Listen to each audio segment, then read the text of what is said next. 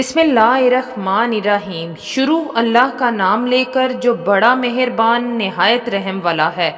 جو لوگ کافر ہیں یعنی اہل کتاب اور مشرک، وہ کفر سے باز رہنے والے نہ تھے یہاں تک کہ ان کے پاس کھلی دلیل آ جائے، یعنی اللہ کا ایک پیغمبر جو پاک اور راگ پڑھ کر سناتا ہے جن میں مستحکم آیتیں لکھی ہوئی ہیں، اور اہل کتاب جو فرقوں میں بٹے ہیں تو دلیل واضح کے آنے کے بعد ہی بٹی ہے۔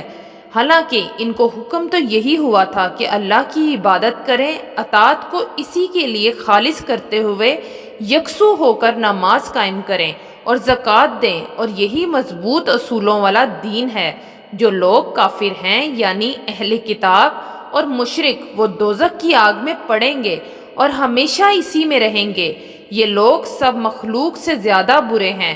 بے شک جو لوگ ایمان لائے اور نیک عمل کرتے رہے وہ تمام خلقت سے بہتر ہیں۔